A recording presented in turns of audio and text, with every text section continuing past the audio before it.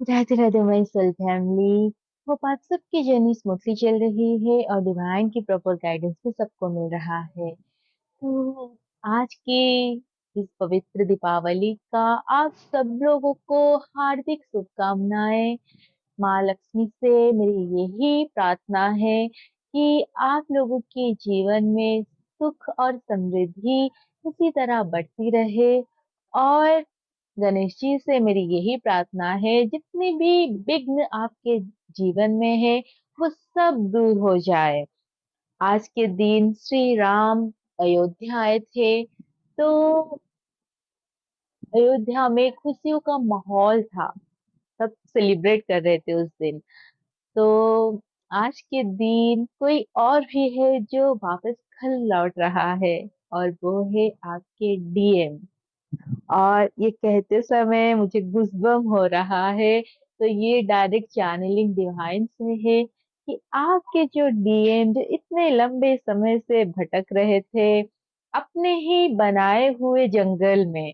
जी हाँ, डीएम की जो दिमाग होता है उसी के चलते वो कितना ज्यादा भटकते हैं। कभी उनको लगता है कि थर्ड पार्टी ही उनके लिए सब कुछ है, और कभी लगता है डीएफ ही बेस्ट है। और इसी चलते क्या होता है, वो भटकते रहते हैं, उनको समझ में नहीं आता है कि उनके लिए क्या सही है। लेकिन इस बार की ये जो न्यू मून है, ये आप लोगों की लाइफ को पूरी तरह से बदलने आया है। बहुत सारे जो डीएम है 2-3 दिन से लगातार इतना ज्यादा एक सैडनेस में थे, इतनी हेवी एनर्जी था, इसी चलते मैं चाहकर भी चैनलिंग नहीं कर पा रही थी क्योंकि इतना ज्यादा हेवी एनर्जी बदल बहुत ज्यादा बदल कर रहा था मुझे।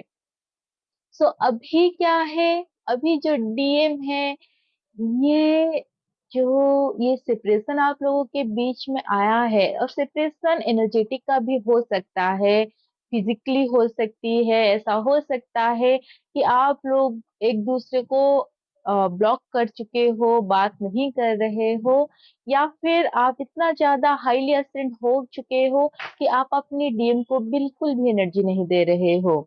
और आपकी एनर्जी से डिस्कनेक्ट होकर डीएम ऐसे हो गए थे जैसे बिना पानी के मछली हो जाता है।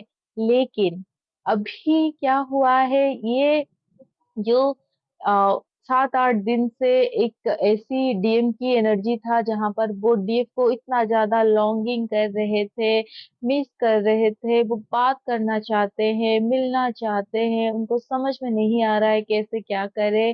फाइनली ये जो डीएम है ये घर लौट रहे हैं।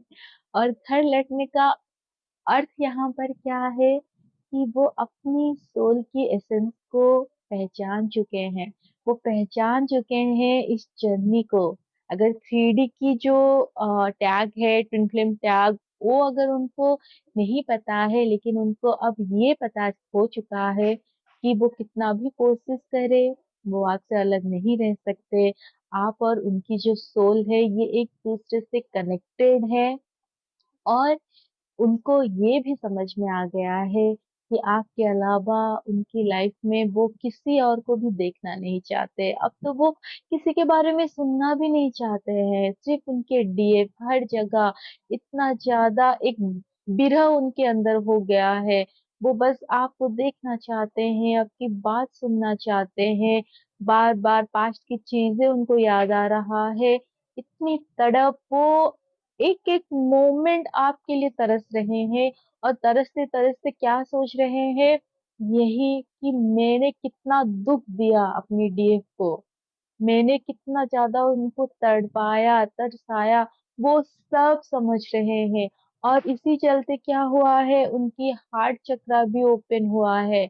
अब वो अपने कोई एक करीबी, जैसे मदर हो सकती है, कोई सिस्टर, या फिर कोई एक करीबी फेमिनाइन से आपके बारे में बात कर रहे हैं। और ये फेमिनाइन एनर्जी जो है, जो पास्ट में इस चीज को नहीं समझ रही थी, लेकिन इस टाइम पर वो समझ रही है कि एक्चुअल में डीएन जो है वो किस सिचुएशन में फंसे हुए हैं। और वो अपनी दिल और दिमाग में से फाइनली दिल की सुने हैं। और इस बार ये जो डीएम है वो डायरेक्ट आपको मैरिज की प्रपोजल ही देंगे, और बहुत सारे मैरिज की प्रपोजल इस ईयर की एंड होते होते डीएफ आप लोगों के पास आ रहा है।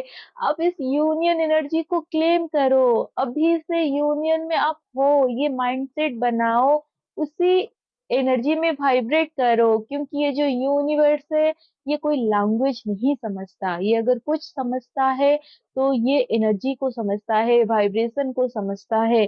तो अगर आप डीएफ इतना ज्यादा बैलेंस होकर हीलिंग करने के बावजूद, इस जर्नी को इतनी अच्छे से जानने के बावजूद भी आप अगर सेपरेशन कॉन्शियसनेस में हो, अभी सोच रहे हो डीएम आपसे अलग है, सेपरेट हो गए हैं, थर्ड पार्टी में चले गए हैं, खुश है, आप ही दुखी हो, आप डीएम को कोस रहे हो, तो फिर डीएम नहीं आ पाएंगे 3D में। वो बस इसी तरह रियलाइज कर करके वो वहीं पर चुपचाप बैठे रहेंगे, वो वेट करते रहेंगे कि कब मेरी जो डीएफ है पूरी तरह से बैलेंस होगी और मैं कब उसके पास जाऊंगा।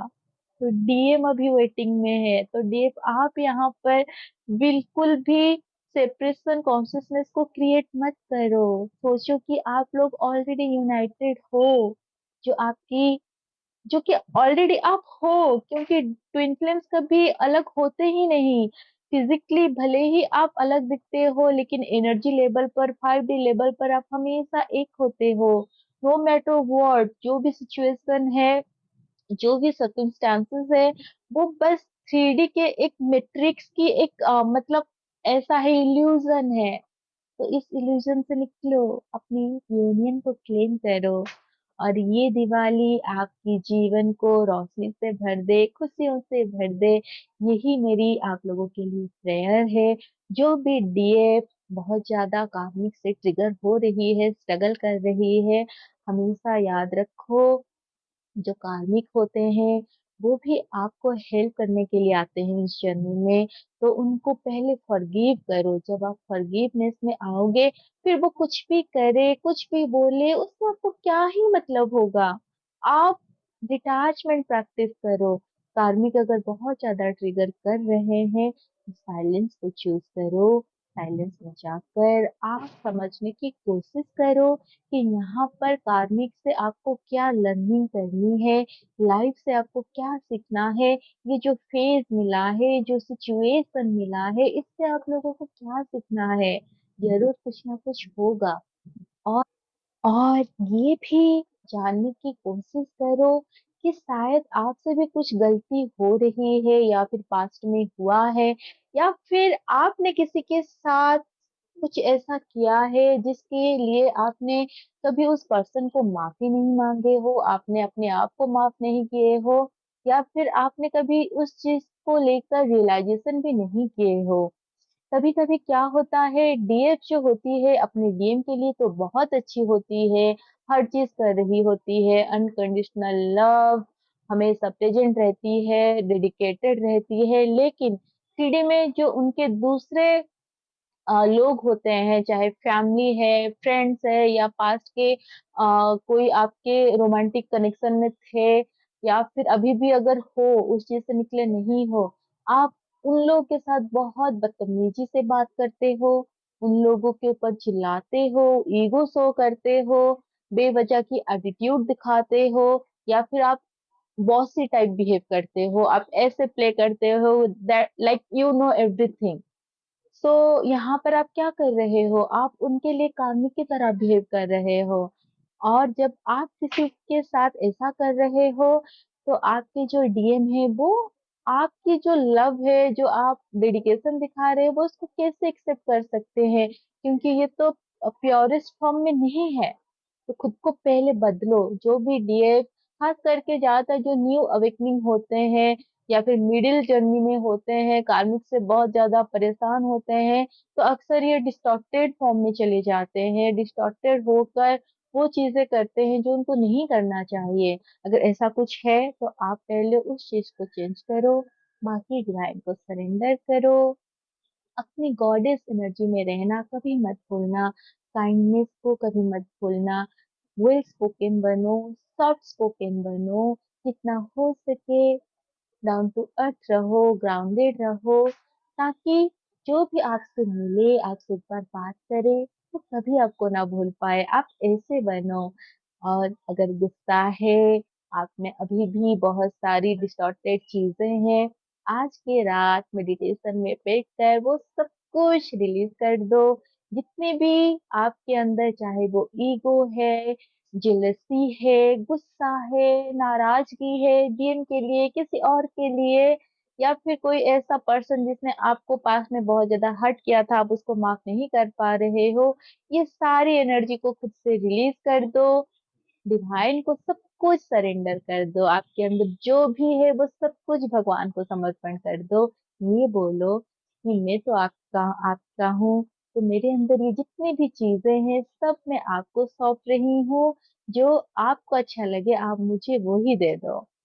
और हमेशा कोशिश करो ईगोलेस रहने की, क्योंकि ये जो ईगो होता है, अभिमान, जो मान हमारे चित्त में आता है, वही हमें नीचे लेके जाता है। तो खुश रहो।